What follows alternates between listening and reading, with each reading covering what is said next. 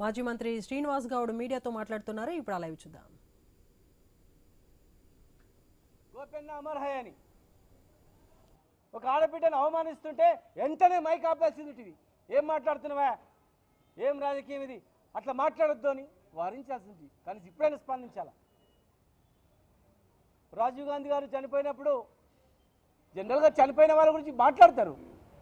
చనిపోయిన సందర్భం దేశవ్యాప్తంగా కూడా చనిపోయినటువంటి బాడీని ఫోటోలు వేసి కూడా మరి దేశవ్యాప్తంగా కూడా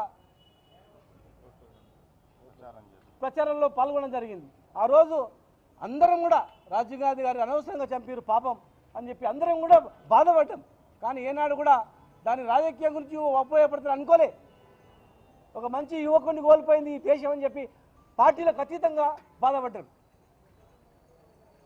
ఇట్లా మీలా కనలే కనీసం ఆడపిల్లని చూసి కూడా మీకు కనికరం రాలేదంటే, తుమ్మల గారు ఒక ఆడపిల్లని కూడా నేను వదిలిపెట్టలేదంటే, అవమానపరిచిందంటే చాలా బాధాకరం, దురదృష్టకరం. ఇది దయచేసి వెంటనే క్షమాపణలు చెప్పాలి. లేదంటే ఆడవాళ్ళు, ఒక తెలంగాణ ఉన్నటువంటి ఆడవాళ్ళు వీళ్ళు మాట్లాడినటువంటి మాటలు వినండి. కింద వేలాది మంది ఏడుస్తున్నారు, మేము చూసినాం కళ్ళారా, ప్రత్యక్ష సాక్షిని కూడా నేను. వేల మంది ఏడుస్తుంటే ఒక ఆడబిడ్డ భర్త గుర్తు వచ్చి ఏడవద్దా? భర్త గుర్తు వచ్చి ఏడిస్తే కూడా అది యాక్షనా? కూతురు కొడుకును పక్కన పెట్టుకొని ఏడుస్తుంటే అయ్యో తండ్రి లేడు కదా మీకు అని చెప్పి, చిన్న ఇల్లు అది, ఒక మామూలు ఇంట్లో ఉండి ప్రజల గురించి బతికిండు. రాజకీయంలో అందరికీ మేలు చేయలేం. రాజకీయంలో కొన్ని మంచి అయితే చెడవుతాయి, కొందరు మేలు జరుగుతాయి. మేలు జరిగినాడు నష్టపోయినాడు తిడతాడు, మేలు జరిగినాడు మర్చిపోతాడు. అది రాజకీయం జరుగుతూనే ఉంటుంది. దయచేసి తప్పు, అది ఇలాంటివి మంచిది కాదు. మహిళలారా ఒక్కసారి మీరు వినండి, వీళ్ళ భాష వినండి, వీళ్ళ కథ వినండి. ఇది పద్ధతేనా అడగండి.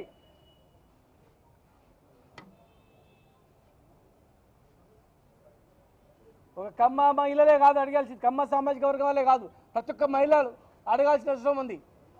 ప్రతి ఒక్క మహిళలు బాసటగా నిలవాల్సిన అవసరం ఉంది. వెంటనే తుమ్మల నాగేశ్వరరావు గారు క్షమాపణ చెప్పాలి.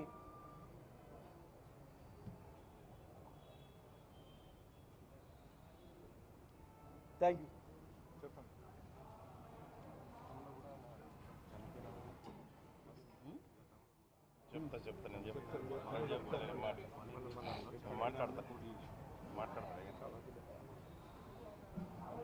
గతంలో కూడా మా వాళ్ళు చెప్తున్నారు, పాలేరు నియోజకవర్గంలో ఆయన పోటీ చేసిండు. ఇక అది చెప్తాను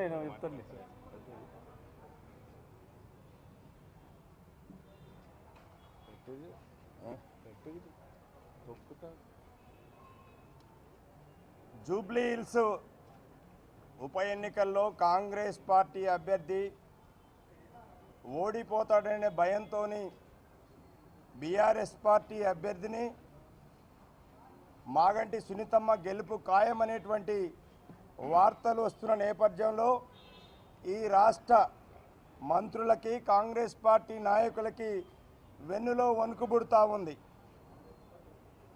దానిలో భాగంగానే ఈరోజు రాష్ట్ర మంత్రివర్గంలో ఉన్నటువంటి పొన్నం ప్రభాకర్ గారు, తుమ్మల నాగేశ్వరరావు గారు ఒక నీచమైన, నికృష్టమైన, దిగజారినటువంటి స్టేట్మెంట్లు ఇవ్వడం అనేది జరిగింది. మొత్తం మహిళా లోకాన్ని కించపరిచే విధంగా మాట్లాడటం జరిగింది. భర్తలు చనిపోతే బాధపడుతున్నటువంటి మహిళా తల్లులందరినీ కూడా అవమానపరిచే విధంగా వీరిద్దరి యొక్క స్టేట్మెంట్లు ఉన్నాయి. నేను వీరిద్దరిని అడుగుతున్నా, ఈ స్టేట్మెంట్ ఇచ్చే నాయకుల్ని, రేపు మీరు చనిపోతే మీ భార్యలు ఏడవరా అని వీళ్ళిద్దరిని సూటిగా ప్రశ్నిస్తూ ఉన్నాను. భారతదేశంలో కాదు, ప్రపంచంలో ఎక్కడా కూడా ఒక భర్త చనిపోతే మహిళలు ఏడవటం అనేటువంటిది మన సంస్కృతిలో భాగంగా, మన ఎఫెక్షన్లో భాగంగా వచ్చింది. ఇంత దిగజారి నికృష్టంగా మాట్లాడినటువంటి మంత్రులు ఈ రాష్ట్రంలో ఉండటం అనేది తెలంగాణకు సిగ్గుచేటు. ఎందుకంటే వీళ్ళ స్టేట్మెంట్లు ఒక్క నిమిషం అన్న. ఎందుకంటే సీనన్న చెప్పినట్టు గతంలో ఇందిరాగాంధీ గారు చనిపోయారు, రాజీవ్ గాంధీ గారు చనిపోయారు. ఎవరు కూడా ఇలాంటి దగుల్బాజీ స్టేట్మెంట్లు ఇవ్వలే. అయ్యో ఈ విధంగా చనిపోయారని బాధపడ్డారు తప్ప ఇలాంటి దిగజారిన స్టేట్మెంట్లు ఇవ్వలేదు. అది కూడా పొన్నం ప్రభాకర్ గారు ఇద్దరు మహిళలను పక్కన పెట్టుకొని ఆయన స్టేట్మెంట్ ఇచ్చాడు. ఒక పక్క మేయర్ గారు ఉన్నారు, ఇంకో పక్క దివంగత పి జనార్దన్ రెడ్డి గారి కూతురున్నారు. వారిద్దరి సమక్షంలో మహిళలను కించపరిచే విధంగా స్టేట్మెంట్ ఇవ్వడం జరిగింది. అదేవిధంగా మంత్రిగా ఉన్నటువంటి తుమ్మల నాగేశ్వరరావు గారు పాలేరు బై ఎలక్షన్స్లో ఎవరి మీద గెలిచారు? ఆ రోజు అనారోగ్యంతో చనిపోయినటువంటి రామిరెడ్డి వెంకటరెడ్డి గారి భార్య శ్రీమతి సునీతమ్మ గారి మీద ఆ రోజు ఆయన గెలవటం జరిగింది. మరి రామిరెడ్డి వెంకటరెడ్డి గారు చనిపోయకుండా ఉన్నట్టయితే ఆయన ఆ రోజు గెలిచేవారా? ఆ రోజు ఎమ్మెల్యే అయ్యేవారా? కేసీఆర్ గారి ఆశీస్సులతోని ఆ రోజు ఆయన ఈ రాష్ట్రంలో మంత్రిగా అయ్యారు, బీఆర్ఎస్ యొక్క ఆశీస్సులతోని. ఇలాంటి మాటలు మాట్లాడతారనే ఆ రోజు ఆ తర్వాత ఎన్నికల్లో ఆయన ఓడించడం అనేది జరిగింది. నేను అడుగుతా ఉన్నా, మీరు ఈ రాష్ట్ర మంత్రి మండలిలో ఉండి ఈ రాష్ట్ర తెలంగాణ బిడ్డల్ని, ఆడబిడ్డల్ని అవమానించేటువంటి నీచమైన స్థితికి దిగజారారు. మిమ్మల్ని చరిత్ర అనేది క్షమించదు. మీరు తక్షణం తెలంగాణ బిడ్డలందరికీ కూడా క్షమాపణలు చెప్పాలి. ప్రత్యేకించి భర్తలు కోల్పోయినటువంటి తల్లులందరికీ కూడా, స్త్రీమూర్తులందరికీ కూడా మీరు క్షమాపణ చెప్పాలని మేము డిమాండ్ చేస్తూ ఉన్నాం.